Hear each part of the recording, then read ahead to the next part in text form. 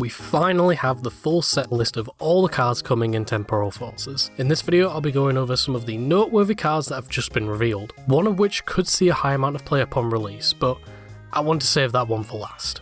Bronzong could be an interesting tech option for stun decks due to its first attack. For a single psychic energy it does 30 damage, and your opponent can't play any Pokemon from his or her hand to evolve his or her Pokemon during his or her next turn. Going first, this card can be very annoying considering the most popular decks in the format have evolution lines, and those evolution Pokemon are the deck's main attackers and consistency cards. Denying your opponent the ability to evolve will heavily put the game in your favour as you slowly but surely knock out all their Pokemon. Granted, it will take a couple of turns as the attack only does 30 damage, and most basic Pokemon seen play have roughly around 70 or 80 HP, if not more.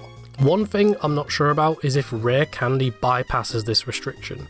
TM Evolution definitely does because it uses Pokemon from the deck and not your hand. Also, not to mention that if you combine this card with TM De-Evolution and your opponent has already used some Rare Candies, they could be in a very bad spot. Because if they don't play the mid-evolution, then how are they going to get back up to the high evolution if they've already used all of their Rare Candies? An interesting card to say the least. Cinccino has the potential to see play in something like Lugia. Its first attack isn't very good, but its second attack is very powerful. For 2 colourless energy, it does 70 damage for each special energy it has attached. Lugia can easily get 2 Archeops onto the field with its V-Star ability, and with their ability Primal Turbo, you can attach up to 4 special energy cards to Cinccino, and hit for a massive 280 damage, enough to knock out basic EX Pokemon and even some V-Star Pokemon. Plus we are getting a brand new special energy in the same set, being Mist Energy. Prevents all effects of attacks from your opponent's Pokemon done to the Pokemon this card is attached to. The only downside to this card is it being an evolution Pokemon. However, Lugia is able to bring it out of the discard with its V-Star ability, but that means you get 1 less Archeops, unless you choose to play Minccino, its pre-evolution.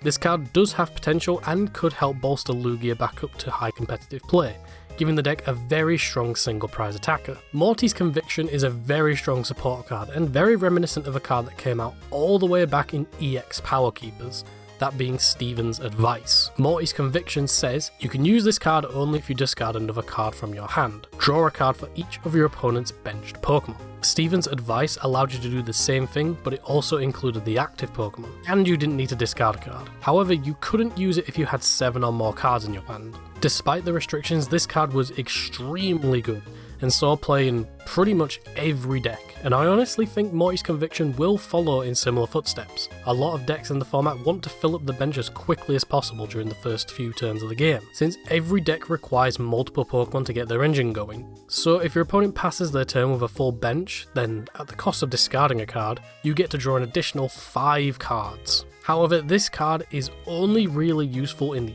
early game, as mid to late game a couple of Pokemon will have been knocked out and the bench will be getting smaller and smaller, to the point where each player will probably only have 1 or 2 attackers and maybe 1 or 2 support Pokemon. The card isn't bad by any means, and I can definitely see its uses and utilities, but back then, games were a lot slower, and today, games are a lot more faster, and Pokemon, if not multiple, are being knocked out every other turn. The card will definitely see play without a doubt, but what decks will make use of it? We'll just have to wait and see. Dangerous Jungle is very similar to another stadium we saw back in the Black and White era, being Burbank City. During Pokemon Checkup, put 2 more damage counters on each poisoned Pokemon, except Darkness Pokemon. This could possibly see play in something like Electrode V.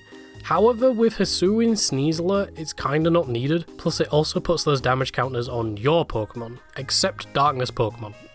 I don't know why they're exempt. But it could pair well with other poison Pokemon, as there are a few coming out in this set, such as Roselia and Roserade. It has the possibility to see play in some rogue decks at least. Magcargo has an interesting ability. Whenever your opponent's active Pokemon moves to the bench during their turn, the new active Pokemon is now burned. For those who don't know how the burn mechanic works, when a Pokemon is burned, 2 damage counters are placed on that Pokemon between turns. Afterwards you flip a coin. If heads, that Pokemon is cured, but if tails, it remains burned. This ability could sneak in some surprise knockouts on low HP basic Pokemon. Or if your attack won't quite knock out, the burn could help add on that missing damage. However, the damage is only placed between turns, not when the Pokemon is burned. So if your opponent is constantly switching out the active Pokemon, It won't be doing damage to all of them, they'll just be burned and then immediately healed once they move onto the bench. Plus it only works during your opponent's turn, so using a card like Boss's Orders or Counter Capture will not burn the active Pokemon. But when the Pokemon is burned, that extra damage could add up over time.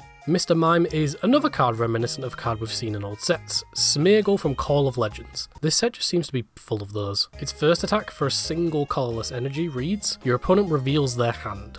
You may use the effect of a support card you find there as the effect of this attack. The key difference here is that with Smeargle, this was an ability, not an attack. So if your opponent had a support card in their hand, you could use 2 support cards per turn, which was incredibly powerful back then. However, decks were playing much more powerful support cards. Professor's Research, Professor Oak's New Theory, N, cards that all gain you advantage and let you see more cards in your deck, as well as fix your hand and help build up your board.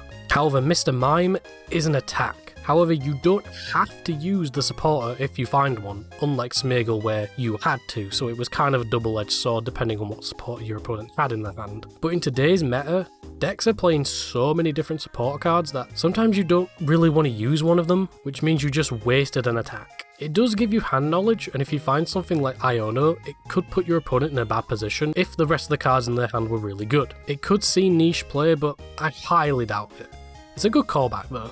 Scizor EX might just be the new metal contender of the format. Its first attack does 70 damage for 2 colourless, and you take 50 less damage during your opponent's turn. But its second attack is the reason it could see success. Discard up to 2 metal energy from this Pokemon. This attack does 120 damage for each metal energy card you discarded this way. With cards like Magnezone and even Matang coming in the same set, you can easily load up a Scizor or 2 with multiple metal energies and do lots of damage over the course of the game. 240 damage is enough to knock out basic Pokemon EX and Pokemon V. Sure, Evolution EXs and V-Stars will take 2 turns to knock out, but the card itself has a respectable amount of HP. Potentially could see some play, however with the need to play multiple evolution lines, I'm not really sure what the ratios would be. But the card does have its strengths to be a rogue deck.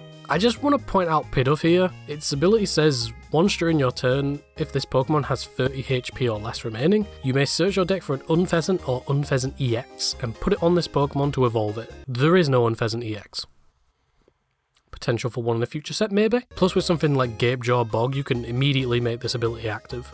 Full Metal Lab reads, metal Pokemon, both yours and your opponent, take 30 less damage from attacks from your opponent's Pokemon. A card that could see play alongside Scizor as a way to reduce damage and prevent one-hit knockouts from something like Giratina or Charizard if you're ahead on prizes. Something to keep an eye on if metal decks start popping up throughout the year.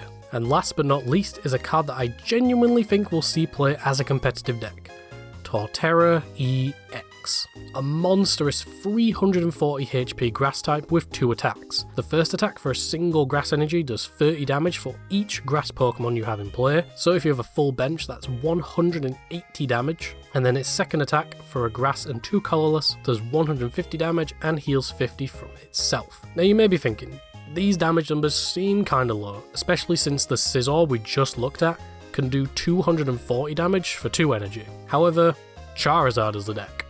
A deck that's weak to grass Pokemon. Also with some of the other cards releasing in this set like Whimsicott, you can fully heal your Torterra at the expense of discarding all energy, but you'll most likely only need 1 energy on it. There's also Gardenia's Vigor, which lets you not only draw cards but accelerate energy onto your Pokemon. The card has the tools and support to see potential play. The only downside is Turtwig has 80 HP, so you can't use something like Buddy Poffin and instead have to use other searched cards to get him into play. The start of something great is here, and it could have its place on the board, especially being a strong counter, if not an auto win against Charizard. I have high hopes for this card to see play, especially if we get more great grass Pokemon and supporters throughout the year. Temporal Forces is only a couple of months away now, and I cannot wait. With some powerful new generic cards to help decks hit by the upcoming rotation, as well as a plethora of brand new cards and strategies that could see light throughout the year. Only time will tell, but this set is definitely looking to be an amazing set, and we've only just started the year.